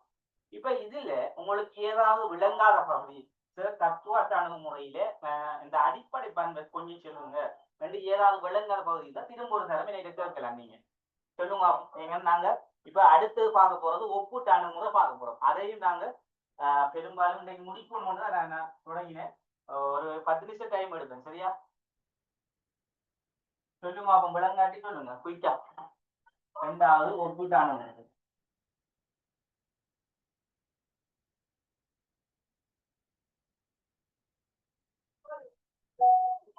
அப்ப விளங்கதாக சொல்லுங்க அப்போ. தத்துவார்த்த அணுகுமுறை ஃபுல் கிளியர் தானே? சொல்லுங்க அப்போ. கிளியரா? விளங்கப்படுத்த தேவையில்லை தானே? Right, okay. இப்ப நாங்க பார்க்க போறது ஒப்பீட்டு அணுகுமுறை பார்க்க போறோம். சரியா? ரைட். ஒப்பீட்டு அணுகுமுறை பாருங்க பிள்ளைகள். அதாவது பொதுவா வந்துட்டு நாங்க அதுக்கு ஒரு கருத்து ஒன்று சொல்லுவாங்க, தொடர்பு ஒன்று சொல்லுவாங்க. தொடர்புண்டா அதாவது இந்த உதாரணமாக நாங்க என்ன செய்யறோம், இப்ப ஏ என்ற நபரோட அழிக்க, பி என்ற நபரோட அழிக்க. இப்ப நாங்க இவர்கிட்ட ஒரு சில விடயங்கள், அரசியல் சார்ந்த விடயங்கள் இருக்கு, இவர்கிட்ட ஒரு சில அரசியல் சார்ந்த விடயங்கள் இருக்கு. இப்ப இதை நாங்க இவரை என்ன செய்யறோம், தொடர்புபடுத்துறோம். இவர கருத்தும் இவர கருத்தும் இதுக்குள்ள ஏற்றுக்கொள்ளக்கூடிய கருத்தறியா, இவர விஷயத்துல நாங்க பார்க்கலாமா, இதான் அந்த பொதுவா சொல்றது. அதாவது ஒரு கருத்து சொல்லுவாங்க, தொடர்பு ஒன்று சொல்லுவாங்க. அதாவது ஒப்பீட்டு என்பதன் ஒன்றோட ஒன்று தொடர்புபடுத்த கொள்ளக்கூடிய ஒரு ஒரு நாங்க ஆய்வு முறைன்னு சொல்றது, ஒரு அணுகுமுறை. இல்லாட்டி நாங்க இந்த தொடர்புன்னு சொல்லக்கூடிய ஒரு எண்ணக்கருவை கொண்டு ஆய்வு செய்கின்ற ஒரு பகுதி. சரியா? ரைட். அப்ப இந்த ஒப்பீட்டு அணுகுமுறை வந்துட்டு நீங்க பார்க்கலாம். பொதுவாக நான் இதை பத்தி சொல்ல போனா இது வந்துட்டு சமகாலத்துல சொல்லப்பட்ட ஒரு அணுகுமுறை இல்லை, என்ன மரபு ரீதியாக ஆரம்ப காலத்திலிருந்து சொல்லப்பட்ட ஒரு அணுகுமுறை தான் இந்த ஒப்பீட்டு அணுகுமுறைன்றது. அப்ப இந்த ஒப்பீட்டு அணுகுமுறை பத்தி கொஞ்சம் சொல்லலாம். எப்படி என்றா, இதுக்கும் வந்துட்டு சொல்றாங்க வந்துட்டு அரசறிவியலை ஆராய்வதற்கு மிக நீண்ட காலமாக பயன்படுத்தப்பட்ட ஒரு பழமையான அணுகுமுறை. இதுக்கும் அரிஸ்டோட்டில் போன்றவர்கள் ஒரு முக்கியத்துவமாக காணப்படாது. அதுல அரிஸ்டோட்டலை பத்தி சொல்றாரு எப்படி என்றா, ஒப்பீட்டு முறையின் தந்தை என்று சொல்றாங்க. ஏனென்றா நாங்க ஏற்கனவே பார்த்த தத்துவார்த்த அணுகுமுறைக்கு முக்கியத்துவம் கொடுத்திருந்தார் அரிஸ்டோட்டல், முன்னோடி என்று சொல்லலாம். அரிஸ்டோட்டல், பிளேட்டோவும். ஆனா ஒப்பீட்டு அணுகுமுறை பொறுத்தளவிலே அதனுடைய தந்தை, அதாவது ஒப்பீட்டு அணுகுமுறை உருவாக்கியது என்று நாங்க சொல்லலாம். விளக்கிட்டா? ரைட். அப்ப அதனாலதான் இந்த ஒப்பீட்டு அணுகுமுறை அரிஸ்டோட்டலின் அணுகுமுறை என்று சொல்லுவாங்க. அவர் அதனுடைய தந்தை சொல்றாங்க. இப்ப பாருங்க, இந்த ஒப்பீட்டு அணுகுமுறை தொடர்பு என்று சொல்லக்கூடிய எண்ணக்கருவை கொண்டு ஆராயப்படுகின்ற ஒரு விடயம். அப்ப இதுக்கு நாங்க ஒரு உதாரணம் ஒன்று சொல்லலாம். எப்படி என்றா, ஒரு நாட்டின் அரசியலை ஒருமைப்பாட்டுக்கு மிகவும் பொருத்தமான அரசாங்க முறையானது என்பதை கண்டறிவதற்கு உலகில் உள்ள ஜனாதிபதி மற்றும் மந்திரி சபை அரசாங்க முறையை ஒப்பிட்டு பார்த்து தீர்மானிக்க முடியும். இப்ப வளர்ந்து அவங்களுக்கு இவருக்கு ஒரு அரசியல் முறை இன்னைக்கு, இவருக்கு ஒரு அரசியல் முறை இன்னைக்கு. ரைட். சரி, இந்த ஏ என்ற விட நாங்க இலங்கை என்று எடுப்போமே, நமக்கு லேசா வளம் மட்டுமே இலங்கை. இவரை நாங்க இந்தியா என்று எடுப்போமே. ரைட். இவங்க ரெண்டு நாடும் இருக்காங்க. இவங்க ரெண்டு பேருடைய அரசியல் விஷயம் இருக்கு. இப்ப இதுல நாங்க இவங்களுடைய இருக்கிறது ஒரு அரசியல் எடுப்போமே. உதாரணமாக எங்கள நாட்டில் இருக்கின்ற கலப்பு ஜனநாயக முறையை எடுப்போம். அதாவது ரெண்டு இருக்கேன், கலப்புன்னா பிரதமர் இருப்பார், ஜனாதிபதி, இந்த ரெண்டையும் சேர்த்து அரசாங்கம். அதையே இந்தியாவில் கலப்பு அரசாங்க முறையும் எடுப்போம். இப்ப ரெண்டையும் சேர்த்து இவங்கடைய போலதானா இவங்கடையன்றது என்ன செய்யறது, ரெண்டையும் இணைச்சி பார்க்கறதுதான் இந்த விஷயம். அதான் உதாரணமா சொல்றாங்க. அப்ப ஒரு நாட்டின் அரசியல் உறுதிப்பாட்டுக்கு மிகவும் பொருத்தமான அரசாங்க முறை என்பதை கண்டறிவதற்கு உலகில் உள்ள ஏனைய ஜனாதிபதி மற்றும் மந்திரி சபை அரசாங்க முறையில் ஒப்பிட்டு பார்ப்பது தீர்மானிக்க முடியும். அப்ப ஏனைய உலக நாட்டிலேயே ஏனைய முறை, ஏனைய நாடுகள்ல இருக்கின்ற ஜனாதிபதி முறையா இருக்கும், கேபினட் முறையா இருக்கு, இதை பத்தி நாங்க என்ன செய்யறோம், ஒப்பிட்டு பார்க்குறது. அப்ப இதை வச்சு நாங்க எங்க நாட்டை ஆட்சி செய்யலாமா, இல்ல இந்த ஜனாதிபதி முறையை வச்சு எங்க நாட்டுல ஜனாதிபதி முறை கொண்டு வரலாமான்னு பார்க்குறது.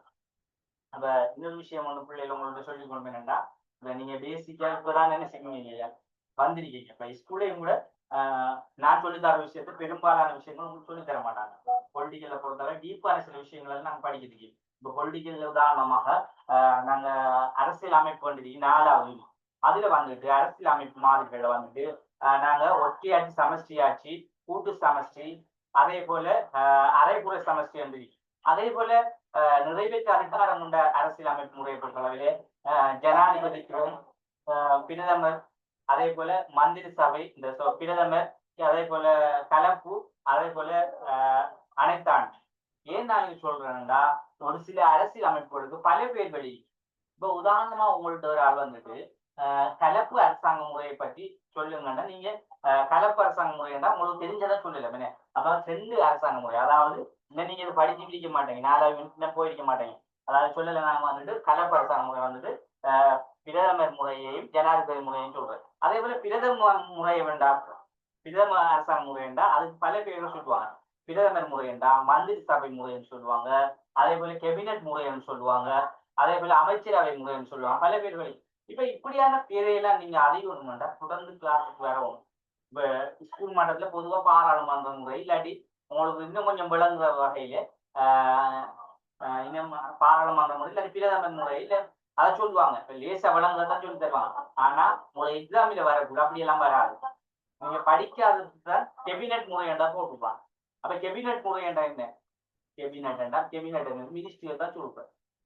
அப்ப உங்களுக்கு குழப்பம் கொண்டு வருது இல்லை? கேபினட் என்ன? கேபினட் அதான் பிரச்சனை. என்னன்னா நீங்க சில இதுகளை நோட்ஸ்ல நீங்க பார்க்கலாம். ஒரு இதுக்கு பல பேர்கள் நான் போட்டிருக்கேன். ஒன்றிலையும் ஒரு ஒரு அணுகுமுறை இருக்கலாம், ஏதோ ஒன்றா இருக்கலாம். அதுக்கு ரெண்டு ரெண்டு பேர் மூன்று பேர் இருந்தா போட்டி ஏற்றிக்குவேன். ஏன்னா உங்களுக்கு விளங்குறதுக்காக ஒன்றிலையும் போடாம மாட்டேன். அதனால தொடர்ச்சியா கிளாஸுக்கு வந்தா மட்டும்தான் சரியான நோட்ஸை நீங்க அடையலாம், சரியான விஷயத்தையும் விளங்கி கொள்ளலாம். சரியா? அதை கொஞ்சம் கொஞ்சம் உன்னிப்பாயிட்டு கொள்ளுங்க. சரியா? அப்ப இதுலதான் நாங்க சொல்ற வந்துட்டு ஒரு நாட்டினுடைய எங்களோட நாட்டுக்கு அரசியல் விஷயங்கள் ஏதாவது பொருத்தம் என்று பார்க்கணும்னா நாங்க ஏனைய நாடுகள் உள்ள அரசியலோட சேர்த்து எங்களோட நாட்டுல ஏதாவது ஜனாதிபதி முறைய ஏனைய நாடுகளோட ஒப்பிட்டு பார்க்கணும். அப்ப ஒப்பிட்டு பார்க்கின்ற போது அதுல என்ன முடிவு கிடைக்குது? ரைட். அப்ப அதை நாங்க எங்களோட நாட்டில ஏற்றுக்கொள்ளலாம். அமெரிக்காவில் இருக்கிற ஜனாதிபதி முறையை எங்களோட நாட்டுல கொண்டு வரலாம். இல்ல உதாரணமாக ஆஸ்திரேலியாவில் இருக்கிற ஜனாதிபதி முறையை எங்களோட நாட்டுக்கு கொண்டு வரலாம். அப்படித்தான் பார்க்கிறோம். அதான் இந்த ஒப்பிட்டு அணுகுமுறை என்று சொல்றது. அப்ப இதுக்கு இன்னும் சில விடயங்களை நாங்க சொல்லலாம். இது தொடர்பாக கெனத் நியூட்டன், ஜோன் மெண்டஸ் என்போர் ஒப்பீட்டு அரசியலுக்கான அடிப்படை நூல்ல. அப்ப பாருங்க, இந்த ஒப்பீட்டு அணுகுமுறை சம்பந்தமாக சில அறிஞர்கள் வந்துட்டு அவங்களோட நூல்ல சில கருத்துக்கள் சொன்னாங்க. அதுல கெனத் நியூட்டன், ஜோன் மெண்டஸ் என்போர் வந்துட்டு ஒப்பீட்டு அரசியலுக்கான அடிப்படை. என்ன நூல் வந்துட்டு? ஒப்பீட்டு அரசியலுக்கான அடிப்படை. இதுல எம்சிக்குள்ள வருமா? ஒப்பீட்டு அரசியலுக்கான அடிப்படை. சிலவோட இந்த எம்சிக்கு கேள்வி எந்த அளவு பரிச்சை நான் எடுக்கிற அளவு பரிச்சை கேள்விகளையும் போடுவேன். சரியா? கட்டாயம் பார்த்துக்கொள்ளும். சரி, அப்ப இப்படியான அந்த நூல்ல பேரை கொண்டு சொல்லிருக்காங்க. என்ன கருத்து சொல்லிருக்காங்கன்னா ஒப்பீட்டு தொடர்பான இரு காரணங்களை கொடுக்கின்றாங்க. அப்ப இரண்டு காரணங்களை மையப்படுத்துறாங்க இந்த நூல்ல. இந்த ரெண்டு அறிஞர்களும் இரண்டு காரணத்தை மையப்படுத்துறாங்க. முதலாவது விடயம் வந்து ஒவ்வொரு நாட்டிலும் அரசியல் வரலாறு பின்னணி மற்றும் அரசியல் நிறுவனங்கள் பற்றி ஒப்பீட்டு ரீதியாக அறிவில்லாமல் அந்த நாடுகள் அரசியல் பற்றி சிறப்பான தெளிவாக பெற்றுக்கொள்ள முடியும். அப்ப பாருங்க, ஒரு நாடு வந்துட்டு சில நாடுகள் பொதுவா சொல்லலாம், சில நாடுகள் வந்து இன்று வரைக்கும் சரியான அரசியலை பற்றி தெரியாமையே அரசியல் செய்து கொண்டிருக்காங்க. அரசியலை பற்றி இன்னும் தெரியாத சில நாடுகளுக்கு எங்க உலகத்தில கிட்டத்தட்ட 200க்கு சொச்சம் என நாடுகள் இருக்குன்னு சொல்றாங்க. அதுலயும் இதுவரைக்கும் பூரணமான சில அரசியலை பற்றி தெரியாமையே அரசியல் என்ற பேர்ல சில நாடுகளையும் கொண்டிருக்கு. அப்ப அப்படியான சில விடயங்கள் இல்லாம ஒழிக்கணும்டா ஒரு நாட்டினுடைய அரசியல் வரலாறு பின்னணியை பத்தி நாங்க ஆராயணும். அதுலயும் கொஞ்சம் ஸ்பெஷலா சொல்லப்படுற ஒரு சில நாடுகள், நாங்க இந்த வல்லரசுன்னு சொல்றோமே, இந்த வல்லரசு நாடுகள்ல அரசியல் தன்மை முக்கியத்துவம். ஏனென்றா இந்த வல்லரசுல எல்லாம் அது பெரிய நாடு, அதுகள அரசியலை தான் நாங்க பெரும்பாலும் நாங்க படிக்கிறது. உதாரணமா வந்துட்டு எங்களோட இதுல வந்துட்டு நாடுகளை பத்தி நாங்க பாக்குறோம். இந்த நாடுகளை வந்து முக்கியத்துவமா சொல்லப்படுகிற நாடுகள் யார் எதெண்டா நாங்க நாடுகள் அரசியல் அமைப்புல முதலாவது நாடு அமெரிக்கா, இரண்டாவது வந்துட்டு நாங்க பார்ப்பது பிரித்தானியா. சரியா? அந்த ஓடர் வந்துட்டு ரெண்டாவது இந்தியா நினைக்கிறேன், நாங்க பொதுவா சொல்றோம். சரியா? அடுத்து வந்துட்டு சுவிட்சர்லாந்து, அடுத்து வந்துட்டு பிரித்தானியா, அடுத்து வந்துட்டு பிரான்ஸ். அப்ப இந்த ஏன் நாங்க சொல்றோம், இந்த 5 நாடு வந்துட்டு இப்போதைக்கு தற்போதைய எல்லா வகையிலையும் ஒரு அதை வந்துட்டு நாங்க எப்படி சொல்லலாம், வல்லரசு மட்டும் இல்லாம இராணுவ பலம் வந்துட்டு, அதே போல பொருளாதார ரீதியாக எல்லா வகையிலும் கொஞ்சம் உயர்ந்த இதில் இருக்கு. அதே போல அரசியல் அமைப்புகள் வந்துட்டு ஒற்றையாட்சி சமஸ்டின்னு சொல்லக்கூடிய அரசியல் அமைப்புகளும் நாங்க கொஞ்சம் படிக்கின்ற வகையில இலவுபடுத்தப்பட்ட ஒரு அரசியல் அமைப்பாக இருக்கலாம். அதனாலதான் இந்த 5 நாடுகளை நாங்க கட்டாயம் செய்யறோம், படிக்க வேண்டிய. சரியா? அப்ப அதனால நான் என்ன சொல்றேன்டா, இந்த சில நாடுகளை கொண்டுதான் நாங்க அதனுடைய அரசியல் வரலாறு பின்னாடி மற்றும் அரசியல் நிறுவனங்கள் பற்றி ஒப்பீட்டு ரீதியாக அறிவில்லாமல் இருக்கின்ற ஒரு சில நாடுகள் அரசியல் பற்றி அறிந்து சிறப்பாக இயங்குவதற்கு, சிறப்பாக அரசியலை செய்வதற்கு இது ஒரு முக்கியத்துவமான ஒரு அணுகுமுறை என்றதை அவர் சொல்றார். அதே போல ஒரு நாட்டின் அரசியல் சிறப்பாக விளங்கிக் கொள்வதற்கு ஏனைய நாடுகளின் அரசியலுடன் அதனை ஒப்பீடு செய்து அது பற்றி அறிவை பெறுது. அப்ப அடுத்த விஷயம் என்ன, ஒரு நாட்டினுடைய அரசியலை சிறப்பாக விளங்கிக் கொள்றா ஏனைய நாடுகளின் அரசியலை அதையும் ஒப்பிட்டு என்ன செய்யலாம், சிறப்பான ஒரு அறிவு பெறலாம். பொதுவா ரெண்டு பேர் சொல்றாங்க, அதுவும் ஒரே கருத்து தான், கொஞ்சம் சின்ன சின்ன டிஃப்ரெண்ட் என்ன. அப்ப என்ன சொல்றாங்க, பொதுவா வந்து ஒரு நாட்டின் அரசியலை நாங்க விலகி கொண்டு அரசியலை செய்து கொள்ளலாம். அதே போல தங்களுக்கு அந்த அறிவில்லாத சில விஷயம் இல்லாத அறிவில்லாத ஒரு அரசியல் பற்றி ஒன்றுமே தெரியாம இருக்கின்ற நாடுகளும் அதை கொண்டு என்ன செய்யலாம், பூரத்துவமான ஒரு அறிவையும் பெற்றுக் கொள்ளலாம். அப்ப இந்த விடயங்களை நாங்க இதுல தெளிவா இருந்து கொள்றோம். அதே போல பாருங்க பிள்ளையார், இந்த ஒப்பீட்டு அணுகுமுறை என்று சொல்லக்கூடிய அணுகுமுறையில சில வகைகளை பற்றி சொல்லுங்க. கொஞ்சம் கூட்டி போங்க.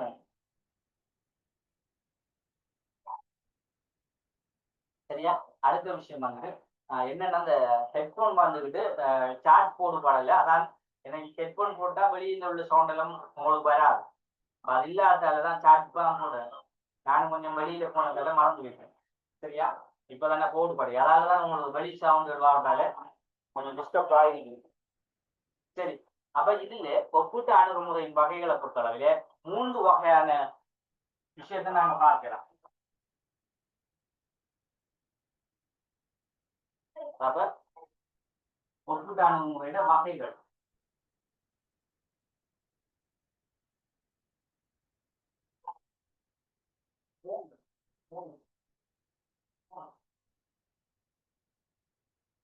இதுல பாருங்க 3 விஷயத்தை சொல்றாங்க. ஒன்று பழமை ஒப்பீட்டு அணுகுமுறை,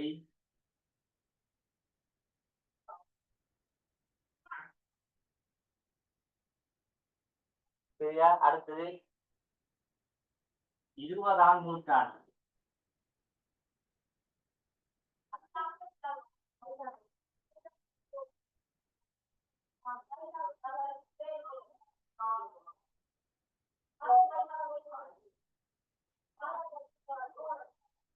சரியா? இப்ப நாங்க ஏனென்றா இந்த அணுகுமுறை 3 வகைகளை சொல்றாங்க. இப்ப நாங்க ஒப்பீட்டு அணுகுமுறை வந்துட்டு இன்றைய அணுகுமுறை இல்லைன்னு. அப்ப இது வந்துட்டு பழமை வாய்ந்த ஒரு அணுகுமுறை. ஒப்பீட்டு அணுகுமுறை பொதுவாகவே பழமை வாய்ந்த ஒரு அணுகுமுறை. அதனால முதலாவது விஷயம், இந்த அணுகுமுறையை 3 வகையா பிரிச்சாங்க. முதலாவது பழமை ஒப்பீட்டு அணுகுமுறை. அப்ப பழமை என்ற ஆரம்ப காலத்துல இதனுடைய வடிவம் இப்படி இருந்தது.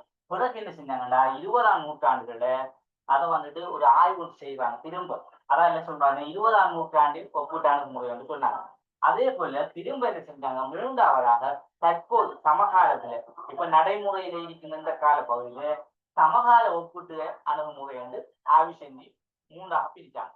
அப்ப இந்த 3 வகையாக பிரிச்சுதான் இப்ப நாங்க இந்த ஒப்பீட்டு அணுகுமுறை பற்றி சில விடயங்கள் சொல்லப்படுது.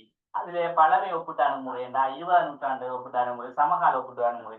அப்ப முதலாவது நாங்க பழமை ஒப்பீட்டு அணுகுமுறை பத்தி பார்க்கிறோம். அப்ப இந்த பழமை ஒப்பீட்டு அணுகுமுறை பொதுவாக வந்துட்டு இப்ப நாங்க சமகாலத்துல இருக்க அரசியலை பத்தி நாங்க வேற நாடுகளோட படிச்சு கொள்ளலாம். என்ன ஏன் இப்ப வந்துட்டு நடைமுறையில வந்துட்டு அரசியல் வந்துட்டு எல்லா நாடுகளையும் ஒரு டிஃப்ரெண்டான அரசியல் விஷயங்கள் இருக்கு. என்ன கொஞ்சம் இருங்க பிள்ளையா.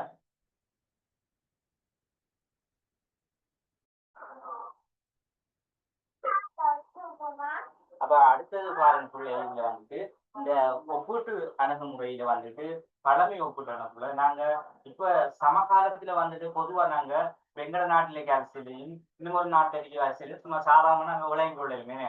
அப்ப நாங்க சாதாரணமா இப்ப ஏனெண்டா கிட்டத்தட்ட எத்தனையோ நாடுகள் இருக்கு. அதாவது நாங்க இப்ப எங்கட நாடு இல்லாட்டியும் எங்கட நாட்டில இருக்க அரசியலையோ இல்லை வேறு நாட்டில இருக்க அரசியலையும் நாங்க பொதுவா வழங்கிடும். அதே போல எங்கட நாட்டு அரசியல வேறு நாட்டு ஒப்புரையிலும் அப்ப கிட்டத்தட்ட 200 நாடுகள் இருக்கிறதால நான் பொதுவா வழங்கி.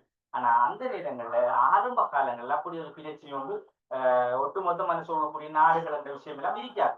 அப்ப பொதுவாக ஒரு பிரதேச ரீதியாக சின்ன சின்ன பகுதிகளாக தான் நிலைமை ஒரு அரசியல் செயற்பாடுகள் இருந்துச்சு. அப்ப அதான் சொல்றாங்க பழமை ஒப்புடனவுல புராதன காலம், கிரேக்க காலம், ரோம மத்திய காலம், ஐரோப்பிய அரசியல் சிந்தனையூடாக வெளிப்படுத்தப்பட்டது.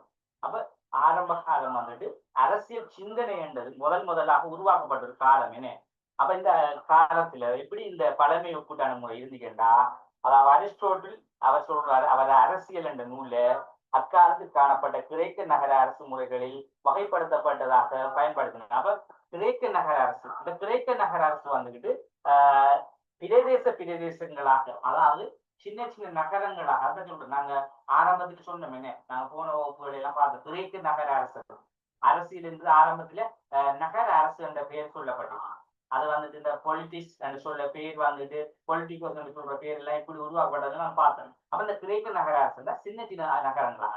அப்ப இதனூடாக இந்த உதாரணமாக நாங்க ஒரு எதென்ஸ் என்ற ஒரு நகரத்தை எடுத்தா, அதே மாதிரி ஸ்பார்டான்னு சொல்லக்கூடிய ஒரு நகரம் ஒன்று இருக்கேன்னா, அப்ப அதுல எப்படி அரசு இருக்கு, இதுல எப்படி இருக்கேன்னா அப்படி பார்த்து கொண்டு இதுக்குரிய ஒப்பிட்ட பார்க்க. அப்ப அந்த நேரங்கள் அப்படி இருந்துச்சு. ஏன் அந்த நாடுகள், அந்த நாடுகளை வளர்ச்சி, நாடுகள் தனிப்பட ஒரு அரசியல் என்ற விஷயம் இருக்குது. அப்ப அந்த காலகட்டத்துக்கு ஏற்ற மாதிரி இருந்ததால நாங்க பழமை ஒப்புட்டனுக்குள்ள இந்த வகையில நாங்க அதை சொல்லணும், விளங்கி கொள்ள வேணும். சரியா, விளங்கித்தானே? அதான் பழமை ஒப்புட்டனு சொல்றாங்க. அப்ப அதுல அந்த முன்னோடியான அரிஸ்டோட்டல் தான் இது சம்பந்தமான சில விடயங்களை பூரணத்துவப்படுத்தியிருந்தார். அதே போல நகர அரசுகளின் இயல்புகள் வகைப்படுத்துவதற்காக இரு வகை அளவீடுகளை பயன்படுத்தாங்க. அப்ப பாருங்க, இந்த நகர அரசுகளை வந்து எது செஞ்சாங்கன்னா, இதுல முக்கியமான சில விடயங்களை அறிவதற்காக, அதாவது இதை ஒப்பிடுவதற்காக, இது எப்படி ஒப்பிடலாம்டா, 2 வகையான சில அளவீடுகளை கொண்டு என்ன செஞ்சாங்க, ஒப்பிட்டாங்க. அதுல முதலாவது ஆட்சியாளர்கள் எண்ணிக்கை, அரசாங்க ஊழல் தன்மை. ஏன் நாங்க இந்த விஷயம் சொல்றோம்னா, இப்ப எல்லாம் வந்துட்டு பொதுவா ஒரு நாட்டு அரசியல இன்னொரு நாட்டோட ஒப்பிடலாம், தேச ஒப்பிடலாம். ஆனா அந்த நேரங்கள்ல அப்படி நாடு கடந்த அந்த அரசியல் ஒப்பிடுற அளவு விஷயங்கள் எதுவும் இல்லாத காரணம். அதனால பொதுவா வந்துட்டு என்ன செஞ்சாங்கன்னா, அரசியல்ல வந்துட்டு 2 விஷயத்த மட்டும் மெயினாக ஒப்பிடுறாங்க. அதுல ஒன்று ஆட்சியாளர்கள் எண்ணிக்கை, அரசாங்கத்தின் ஊழல் தன்மை. அப்ப ஊழல் என்ற விஷயம் எப்படி இருக்கு, அதே போல ஆட்சியாளர்கள தன்மை எப்படி இருக்கின்ற 2ஐயும் ஒப்பிட்டு பார்ப்பதற்காகவே இந்த விஷயத்தை என்ன செஞ்சாங்க, தொடர்ந்து செயற்படுத்தினாங்க. அதே போல பாருங்க, இந்த இவ்வித கருவிகளை பயன்படுத்தி அரசியல் அமைப்பு தொடர்பான ஒப்பீட்டு ஆய்வினை அடிப்படையாக கொண்ட பின்வருமாறு வகைப்படுத்தினாங்க. அப்ப இந்த நாங்க என்ன சொல்ற இந்த ஒப்பீட்டு கருவி என்ன சொல்றது, என்ன விஷயம், அதாவது அளவீட்டு கருவி வந்துட்டு ஆட்சியாளர்களோட எண்ணிக்கை, அரசாங்கத்தின் ஊழல் தன்மை, இந்த 2 விடயங்களை கொண்டு என்ன செஞ்சாங்கன்னா, இதனூடாக கிடைக்கப்பெற்ற இந்த ஒப்பீட்டு ஆய்வின் முடிவாக என்னென்ன ஆட்சி விஷயத்துக்களை பார்த்தாங்கன்னு, ஒன்று முடியாட்சிய இந்த 2 அளவீடுகளை வச்சு ஒப்பிட்டு பார்த்தாங்க. என்ன, முடியாட்சியில் உள்ள ஆட்சியாளர்கள் எண்ணிக்கை, அதே போல அரசாங்கத்தின் ஊழல் தன்மை, முடியாட்சி தான். அதே போல உயர்குடியாட்சி. அப்ப முடியாட்சி வேற, உயர்குடியாட்சி வேற. முடியாட்சியை பொதுவா சொல்ற மன்னர் ஆட்சி. உயர்குடியாட்சினா மக்கள்ல இந்த உயர்ந்த மக்கள்ல கொஞ்சம் நல்ல செல்வாக்கு கொஞ்சம் நிறைந்த ஆக்களை தான் ஆட்சி பண்ணும், அதான் உயர்குடியாட்சின்னு சொல்லுவாங்க, மக்கள் ஆட்சி. அப்ப அதுல வந்துட்டு இந்த தன்மையில இருக்கு இந்த 2 விடயம். அதே போல கொடுங்கோன்மை ஆட்சியாளர் சர்வாதிகாரி, இதுவும் வந்துட்டு மன்னர் ஆட்சியார். மன்னர் ஆட்சி இந்த சர்வாதிகார ஆட்சின்னு சொல்லுவாங்களே, கொடுங்கோல் ஆட்சி. நீங்க அடுத்தடுத்து பாப்பீங்க, பாசிசம் சொல்லுவோம் அதுக்கு. அப்ப அவ்வாறான ஆட்சியில கூட வந்து இந்த 2 கருவிகளை கூட ஒப்பிட்டு பாரு. அதே போல சில்லோர் ஆட்சி. சில்லோர் ஆட்சி ஏன்னா பொதுவாக பிரபுக்கள் சார்ந்த ஆட்சின்னு சொல்லுவாங்க. அப்ப இந்த சில்லோர் ஆட்சியிலையும் கூட இதை செயல்படுத்தி பாரு. அதே போல ஜனநாயக ஆட்சி. ஜனநாயக ஆட்சின்னா மக்களுக்கு விருப்பமான மக்கள் ஆட்சின்னு சொல்லுவாங்க. என்ன, அப்ப மக்கள் என்ன விரும்புறாங்களோ அதே மாதிரி செயற்படுத்தக்கூடிய மக்கள். இதுலயும் கூட இந்த 2 விடயங்களையும் என்ன செஞ்சாங்க, செயற்படுத்தினாங்க. அப்ப இந்த நாங்க சொல்லக்கூடிய இந்த பழமை ஒப்பீட்டு அணுகுமுறை என்ற விஷயம் இந்த வகையில தான் என்ன செய்து ஆரம்ப காலத்தில ஒரு எப்படி அந்த ஒப்பீட்டு ரீதியா பார்த்தாங்கன்னா, இந்த 2 வடிவங்களை மையமாக கொண்டு, 2 அளவீட்டு கருவிகளை மையமாக கொண்டுதான் பார்த்ததாக நாங்க இன்று வரைக்கும் அறியக்கூடியதாக இருக்கு. சரியா, இப்ப விளங்குதா ஒப்பீட்டு அணுகுமுறையில பழமை ஒப்பீட்டு அணுகுமுறை. அதாவது ஒப்பீட்டு அணுகுமுறை வகைகளை முதலாவது வகைதான் இந்த பழமை ஒப்பீட்டு இந்த அணுகுமுறைன்னு சொல்றது. இது எப்படி வந்து உருவாக்கப்பட்ட, இதுல தாற்பயங்கள், இது யாரால் உருவாக்கப்பட்ட விஷயம் எல்லாத்தையும் நாங்க என்ன பார்த்துக்கோம். சரியா, அடுத்த வகுப்புல நாங்க பார்க்க போறது 20ஆம் நூற்றாண்டில வந்து எப்படி இந்த அணுகுமுறை செயற்படுத்தப்பட்டதுன்றதையும், சமகாலத்தில ஒப்பீட்டு அணுகுமுறை எப்படி செயற்படுத்தப்பட்டதுன்றதையும் நாங்க பார்ப்போம். சரியா, அடுத்த வகுப்பு வந்துட்டு வியாழக்கிழமைக்கு, பெரும்பாலும் வியாழக்கிழமை வகுப்பு உங்களுக்கு நான் நினைக்கிறேன் குறைஞ்ச சரி ஒரு 1.5 மணி நேரம் பயப்பட தேவையில்லை. அந்த அளவுக்கு நான் டைம் எடுக்க மாட்டேன். கொஞ்சம் இன்ட்ரெஸ்டா படிக்கணும் பண்ணீங்க, நீங்க டைம் பத்தி யோசிக்க தேவையில்லை. டைமுக்கு எக்ஸ்ட்ராவா டைம் பார்த்துக்கா, நான் அதுக்கு ஒரு காசும் பே பண்ண மாட்டேன். அதை உங்களுக்கு ஃப்ரீயா தான் படித்தாரு. ஏன்னா நாங்க கொஞ்சம் இந்த வார கிளாஸோட 6 கிளாஸ். அப்ப நான் கொஞ்சம் வேகமாக கொஞ்சம் சிலபஸை முடிக்கணும். உங்களோட முதலாம் தவணை பரீட்சையும் வருது, அதுக்கு ஒரு பேப்பர் ஒன்று செஞ்சு பார்க்கணும். அதுக்காக நாங்க சிலபஸை கொஞ்சம் குயிக்கா பார்க்கறது. ஒரு கிளாஸை மிஸ் பண்ணாம தொடர்ந்து வாங்க. சரியா, ரைட், ஓகே. நாங்க வார வகுப்பில எப்படி பெரும்பாலும் ஒரு 3 அணுகுமுறையாவது நாங்க பார்த்து முடிக்கிறது. ஒரு 1.5 மணி நேரத்துக்குள்ளே எப்படி நாங்க எப்படி எடுக்க டைமுக்கு அடுத்த கிளாஸுக்கு வாங்க. கிளாஸுக்கு வந்தவங்க எனக்கு கட்டாயம் மெசேஜ் வந்து போடுங்க சரியா. எல்லாருக்கும் அந்த வந்தவங்க எல்லாருக்கும் ரெக்கார்டிங் தான் சரியா. வந்த எல்லாருக்கும் அனைவருக்கும் ஜஸாக்கல்லாஹ் ஹைர். Thank you very much. அனைவருக்கும் நன்றி சரியா.